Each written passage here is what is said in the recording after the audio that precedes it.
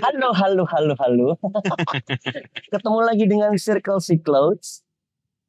Episode 3 bersama Viko Andi. Yeay. Halo. Ya. Wih. Kelihatan semua. Tos Oke, dulu. kelihatan. Halo, Halo Viko Andi. Ya, Viko Andi teman dekat saya, penari, koreografer. Kayaknya kamu macem-macem ya. Nggak cuma penari dan koreografer.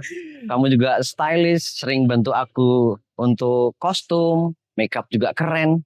Udah, barangkali kan nggak semua yang nonton sudah kenal Viko. Siapa Viko Andi? muridnya Kasiko. Yo, jangan gitu. Tapi ya, aku muridnya Kasiko itu dari tahun 2011 kalau nggak salah. Di salah satu dance company di Jakarta, Indonesia. Namanya United Dance Dance Works. Works.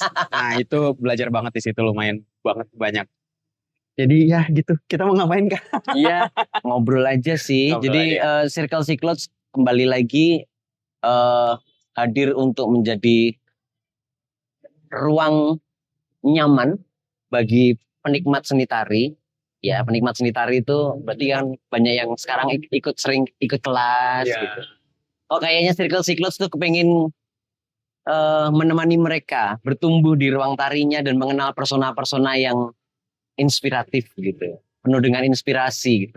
Menurutku Viko salah satu karakter. Aku nggak ngomong cuma sekedar seseorang, tapi karakter, karena kamu membangun banyak hal di dalam pengalaman kepenarianmu gitu. Mulai nari umur berapa Viko? Viko itu mulai nari umur waktu SMP itu, which is umur 12-13 tahun. 12-13 tahun. Di Pontianak. Sebuah sanggar atau? Itu waktu itu sekolah, jadi sanggar datang ke sekolah, itu mau ada pentas teater. Nah itu ada kayak part narinya itu kan. Oke. Jadi Viko pengennya tuh teater, cuma mereka masukin kayak kamu nari aja gitu. Oke, baiklah. Nah itu waktu itu nari Jepin Tembung Melayu. Jadi ya itu mulainya. Oke. Setelah itu Viko berlanjut ke jenjang menarinya terus dong ya. Sampai kenapa akhirnya memutuskan ke Jakarta untuk menjadi penari? Bahkan sebelum ke Jakarta kan Viko jadi kayak professional dancer di kota Pontianak di Kalimantan Barat. Jadi which is yang kayak karir denari itu Viko yang mulai dari umur 13 itu sampai dengan umur 20 something di Pontianak. Jadi mikir kayak ini udah di Pontianak nih. Terus mau ngapain nih habis ini gitu kan. Kayak ini mau ngapain habis ini. Viko nonton di TV yang kayak waktu itu dulu ada acara program TV namanya Joget. Itu kalau nggak salah di salah satu stasiun TV di Indonesia. Ngelihat kayak ini keren nih gitu kan. Pengen kayak gitu. Terus nonton lagi di salah satu TV, judul nama program itu kalau nggak salah Extravaganza. Oke. Which is itu waktu itu ada United Dance Works perform di situ, dan kayak oh my god, I want to be like them. Kayak I really want to be like them. Just like I cannot do this anymore in Pontianak. Well, I could, we just like until sampai kapan sih kayak gitu. Jadi tuh Viko adalah salah satu manusia yang gak betah di satu tempat gitu. Oke. Jadi yang kayak kayaknya akan pindah deh, ini nggak bisa nih di Pontianak, nggak akan berkembang nih gitu kan. Jadi yang kayak ya udah. Seminggu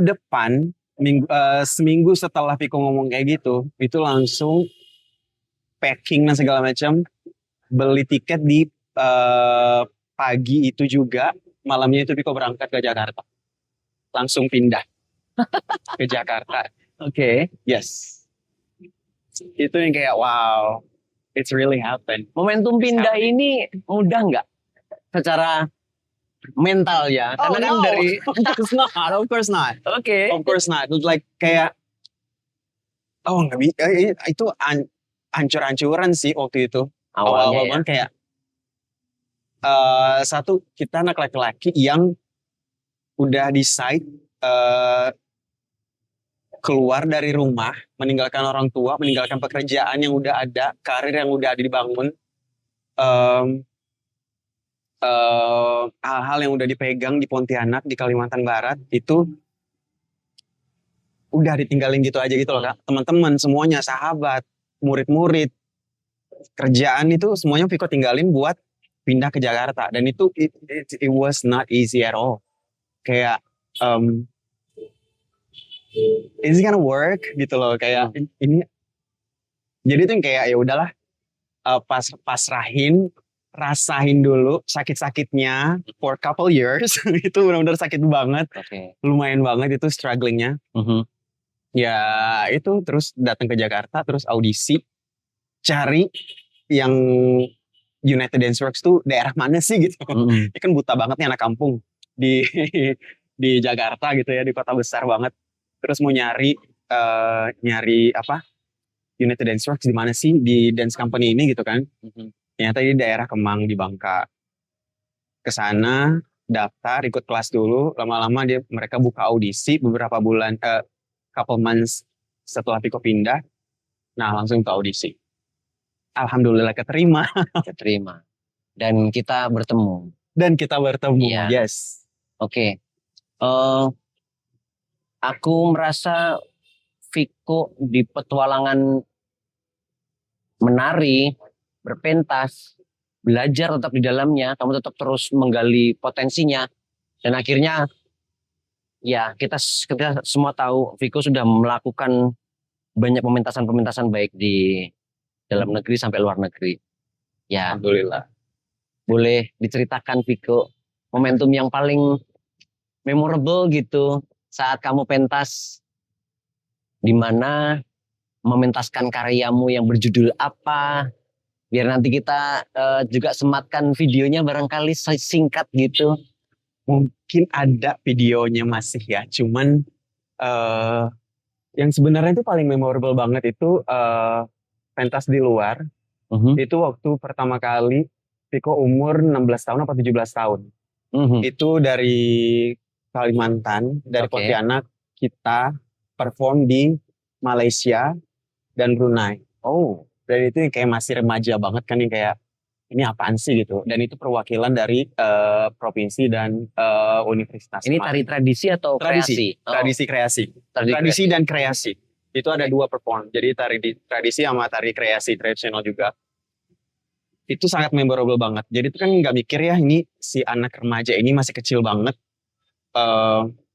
Mikir kayak hanya buat lomba-lomba doang gitu kan. Kayak lomba-lomba dance doang gitu kan. Tapi ternyata pas audisi untuk itu tuh Viko lulus, dan Viko yang diundang juga untuk mewakili Kalimantan Barat dan Universitas Tanjung Pura pada saat itu. Wow, it's so cool. Tanjung Pura. Itu kampus Viko zaman dulu. Dan memorable banget karena pada saat itu kan orang tua Viko mikir kayak apaan sih kamu tuh nari gitu. Cowok nari gitu kan. Why not? Sebenarnya kayak why not? Like why not? Anyway, pokoknya pada saat itu kayak pengen ngebuktiin kayak ini udah nggak minta duit lagi nih sama orang tua. Dari hasil lomba menang, hasil show dapat duit gitu kan. Terus ini bawa ke luar negeri pula. Nih baru ngeliatin nih. Biar ngebukain mata orang tua Viko pada saat itu kayak ini anak gua berprestasi nih gitu. Kayak ini anak aku nih melakukan sesuatu nih. Dan ini juga lumayan kan buat kayak keluar negeri pada saat itu kayak lumayan banget. Apalagi mewakili Indonesia. Terus ke hal memorable yang lain lagi tuh kayak ngebuktiin ke orang tua kayak diundang ke Istana Negara. Itu 2 kali berturut-turut dalam 2 tahun. Dan itu kayak lumayan memorable banget. Untuk pada saat waktu Viko masih remaja. Tapi karir yang benar-benar yang profesionalnya itu kan pada saat di Jakarta. Which is perform yang paling memorable banget itu pada saat di Belanda. Itu diundang di Belanda, audisi dulu dengan anak-anak yang di company-ku. Jadi salah satunya adalah one and only yang dipilih. Pada saat itu aku membawain tradisi tapi yang kayak di mix contemporary. Karena aku mikir kayak lu bawa keluar negeri, lu mau bawa balet kayak mereka jauh keren banget baletnya mungkin ya. Terus mau bawa hip hop juga mereka udah baik banget, pokoknya keren banget pokoknya gitu kan. Terus apa nih yang mau gua audisi ini gitu, yang belum pernah mereka lihat. Anyway, balet dan hip hop gua kayak jelek banget. Jadi kayak eh, yang aku bikin pada saat itu adalah tradisi, which is yang dari apa hometownku, bawa mix Melayu dan Dayak, terus aku contemporary, dan which is aku belajar di Kasiko itu contemporary pertama kali, nggak tahu apa sih contemporary gitu. Jadi yang kayak ya itu aku mixin dan alhamdulillah lulus. Nah itu benar-benar memorable banget momen saat itu dan pada sananya juga, pas di sananya juga kan. Oke. Itu benar-benar kayak pelajaran apa Viko saat misalnya kan tadi yang terakhir ya, situasi terakhir yang di Belanda, pelajaran apa yang sangat berharga dan itu sangat sangat membekas gitu. Oh, ternyata untuk menjadi penari yang skalanya worldwide itu ternyata butuh ini gitu. Butuh apa itu? Kesadaran apa? Teknikal kah atau apa gitu? your own signature sih ketubuhan kamu. Oh. I mean semua orang bisa kayak berteknikal sih. Teknikal lo yang mau sampai kayak wah keren banget, tapi yang kayak something that I don't know. Something yang kamu bisa tunjukin ke orang itu tuh mungkin kayak don't try hard to make different than the others, tapi ini kayak naturally dari diri kamu sendiri aja sih, kayak show yourself. Apa ya, your character, your own truly character. Jadi nggak mesti yang kayak lo harus bisa berteknikal kayak si dia gitu, harus bisa keren banget kayak dia, harus bisa kayak dia gitu. I don't wanna be anyone else. I wanna be me. Oke. Ya aku setuju sih, maksudnya signature itu penting ya, tapi juga mungkin perlu digarisbawahi karena Viko sudah melakukan fase pra-signature-nya itu dengan baik. Jadi ngomongin teknikalnya, kenapa dia membungkus dirinya ke ruang-ruang yaitu berkelindannya tradisi, kreasi, kontemporer menjadi satu. Jadi akhirnya menjadi signature-nya dia. Tapi ya tetap sekali lagi technical behavior itu menjadi bungkus terpenting gitu. Yes. Ya itu apa ya, point of view-ku kayaknya masih harus melangkah ke ruang itu dulu. Betul. Gitu. Ya. Sip, setuju. Nah, aku sekarang tanya Viko, mungkin akan pertanyaan yang menarik ini. Viko, jika kamu boleh memilih, karena kita ngomongin tentang technical juga ya.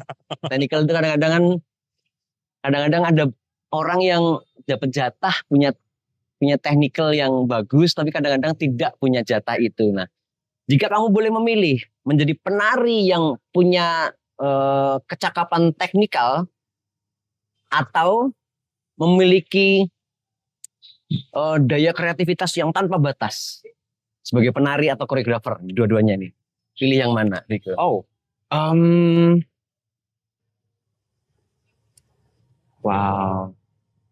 that's hard. Wow. Sambil Viko berpikir, iklan lewat. Iya.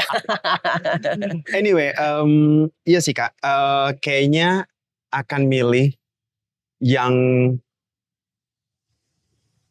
hard. Ya seru ya. Karena kita kan tadi kan bahas tentang signature, penting. Tapi ketika dilema ini hadir gitu, kadang-kadang kan kita ngerasa kayak banyak juga loh penari yang canggih banget ya. Teman-teman kita juga banyak yang canggih banget narinya, tapi dia tidak punya daya kreativitas yang berlebih gitu. Apakah ini jatah gitu? Nah itu nggak tahu, karena seorang guru bernama Mr. Lin Waimin yang zaman dulu aku pernah bertemu Viko, itu menanyakan ke kami di forum workshop itu, ke para koreografer muda itu Viko. Jadi ngomong kalau dalam satu tubuh manusia tuh tersimpan tiga titik dalam tari, menjadi koreografer yang bagus, menjadi penari yang bagus, menjadi pengajar yang bagus, wah dia levelnya beyond gitu. Nah itu ternyata susah sekali gitu loh. Nah nggak apa-apa. Ini ketika Viko masih bingung apa menjawab, mohon teman-teman juga bantu menjawab di kolom komentar. Menurut teman-teman pilihan kalian di mana? Kayaknya ini penari yang sangat berteknikal banget atau orang yang koreografer kreativitasnya itu keren banget dalam packaging suatu karya. Betul. Oh, karena kan juga jadi penari juga butuh kreativitas. Viko. Exactly. Kita menari itu kan, well, kayak kita menari untuk diri sendiri. A lot of people say that, but in the end of the day, you nari buat lo, orang-orang ngeliat lo juga intinya, which is I think I'm gonna choose the second one. Oke. Baiklah. I think ini sih second one sih. Oke. Tapi yang berteknikal sangat penting banget sih sebenarnya. Oh my god, I don't have this. Tapi kayaknya yang kedua ini. Oh iya, kalau misalnya jadi yang kedua ini bisa mengkaryain orang-orang penari-penari yang berteknikal itu bikin sesuatu yang lebih keren lagi. Kalau misalnya sebagai penari berteknikal, which is lo adalah part dari yang kedua ini, which is enggak, aku pilih yang kedua. Gemes. Oke. Ya. Pilih yang kedua sih. Ya. Menarik. Oh. Kalau kasih kau pilih apa? Aku nggak tahu. Tapi kita lanjut aja ya pertanyaan selanjutnya, karena kayaknya ini seru banget. Aku pun nggak tahu. Jawabannya itu susah. Mungkin bisa dijawab guys. Pilih yang mana? Pilih yang mana? Oke, kita lanjut aja ya. Karena pertanyaan ini cukup menyenangkan. Nanti kita bisa bahas terus-menerus ketika berjumpa di pertemuan selain ini. Ini pasti akan ke bawah nih pas pulang ke rumah. Iya. Oke, sekarang babak kedua bersama Viko. Viko. Ya. Weirdo Boy. Oh. Ya. Weirdo Boy itu sebuah karakter menurutku ya. Alter ego ya. Alter egonya Viko Andi. Nah, aku boleh nanya Viko, apa yang mendasari Weirdo Boy itu lahir dari seorang Viko Andi?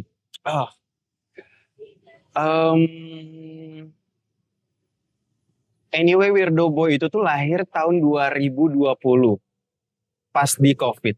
Wow. Jadi which is yang kayak lo nggak ngapa-ngapain di rumah, terus kayak lo pusing banget, bingung mau ngapain. Karena kayak dari tahun-tahun sebelumnya lo kayak kita tuh semuanya pada aktif semuanya, yang kayak non-stop working, kemana, perform, latihan dan segala macam, dan tiba-tiba kayak kita stop.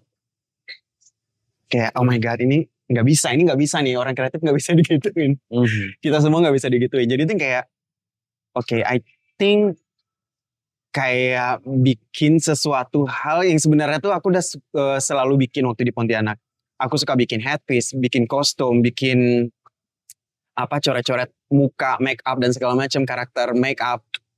Dan itu aku bangkitin lagi dari yang I think like mungkin kalau aku bisa bilang pada saat itu yang kayak masih di Pontianak level 1. Level beginner banget, jadi aku mikir kayak mau dievolusi lagi nih, dibikin agak something lagi nih dengan kepikiran dan ketubuhan dengan tangan Viko yang baru, bukan yang Viko yang lama. Dan muncullah Weirdo Boy, bikin headpiece, bikin costumes, bikin karakter make up, dan setiap karakter mukanya itu tuh beda-beda. Aku kasih nama. Terus karakternya juga beda-beda, which is tapi Weirdo Boy gitu. Aku juga bingung Weirdo Boy itu apa sebenarnya, cuman kayak I just create that something yang bukan Viko aja gitu. Ya, yang bukan Viko. Aku seneng banget soalnya ketika ya benar di tengah pandemi Viko tiba-tiba hadir bersama Weirdo Boy-nya, terus tiba langsung ini kuat sekali. Karena menurutku itu berhasil Viko. Tidak mudah loh, itu makanya aku bilang tidak mudah loh menemukan karakter gitu di sebuah petualangan berkesenian gitu, dan kamu memilikinya gitu. Yang aku sebelin kenapa nggak posting lagi? Iya. Kayaknya terakhir posting itu 2-3 tahun yang lalu ya. Teman-teman yang mau tahu tentang Weirdo Boy, ini nanti di bawah sini ada akun Instagramnya. Nanti mohon dikunjungi akun Instagramnya, ini menarik sekali. Viko, dalam pengemasan Weirdo Boy, apakah Viko punya seseorang yang di look up gitu, yang kayak wah aku mengidolakan dia? Boleh disebutkan atau setidaknya apa yang menjadi tuntunanmu gitu dalam berkarya itu?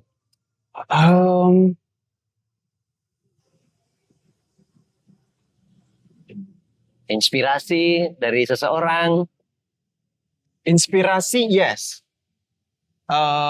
Ngelihat karena aku ngelihat apa sih namanya di RuPaul Drag Race, kalau kalian tahu itu di channel TV. RuPaul Drag Race itu adalah TV program di United States, di US. Oke.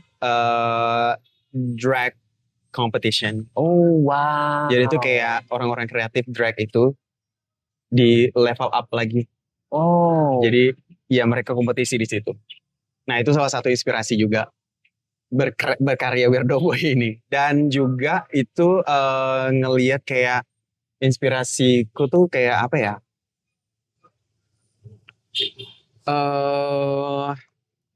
Rumah. Mungkin kayak dari masa lalu kali ya. Karena dari background juga kali ya. Jadi itu setiap headpiece yang Viko bikin, dan ini Viko juga nggak notice sih sebenarnya kan. Oke. Jadi setiap headpiece yang Viko bikin itu mereka mikir kayak, oh ini tuh kayak rumah adat ya. Pada ornamentasinya iya, ya. ornamentasinya kayak gini, kayak bentukan rumah adat ya gitu. Terus kayak ini kayak bentuk rumah gadangnya, bukan orang itu ya, bukan orang Padang. Oke. Terus kayak ini kayak rumah pokoknya bentukannya itu kayak benar tradisi banget, which is kayak aku mikir, oh iya ya, apa ini mempengaruhi karena terpengaruh dari background Viko ya? Iya. Atau kamu yang banyak menyerap kultural Indonesia ini akhirnya muncul aja gitu ya tanpa kamu sadari gitu. Oke. Semuanya beda, setiap piece-piece-nya itu tuh beda, cuman kayak agak sama gitu. Kayak masih di satu house gitu. Kayak masih di satu rumah gitu.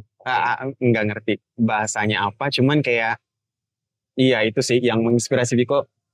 Mungkin dari my past mungkin juga salah satunya. Ya. Dan ya itu tadi RuPaul Drag Race and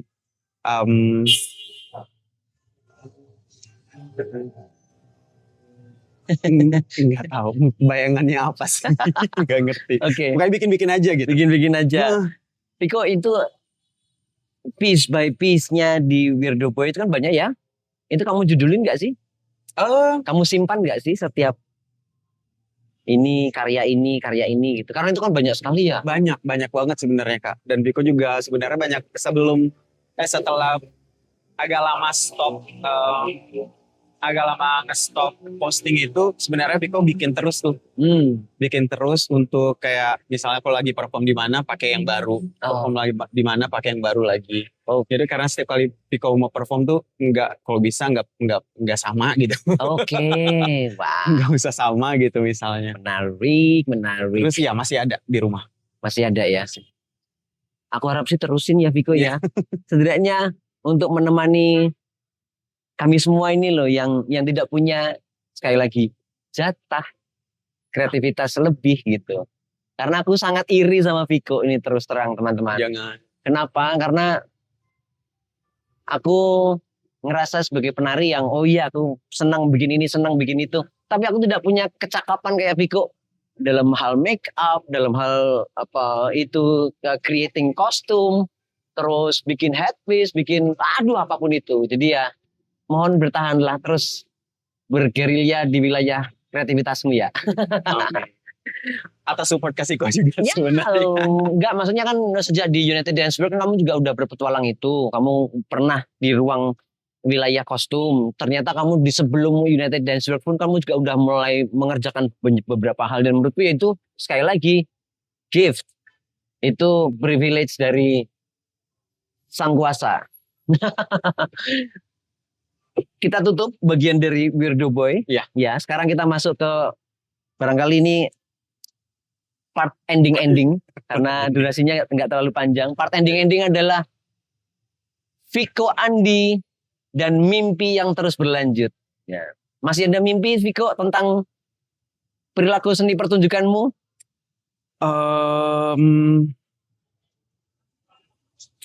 Banyak sebenarnya Kak, dan kayaknya nggak bisa disebut, cuman ya udahlah, udah terlanjur. I think this year is my last year in Indonesia. Oh. So nggak tahu akan mau ngapain ke depannya. Pokoknya targetnya adalah pindah dari Indonesia dulu. Oke. Maksudnya berkarir di di negara yang lain. Oke. Mau jadi apa belum tahu. Pasti akan ada